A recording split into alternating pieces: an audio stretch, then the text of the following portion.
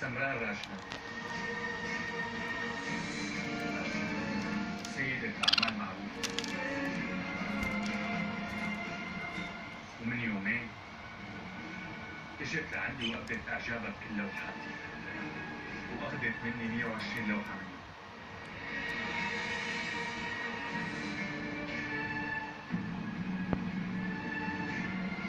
وكان لازم أخبرها من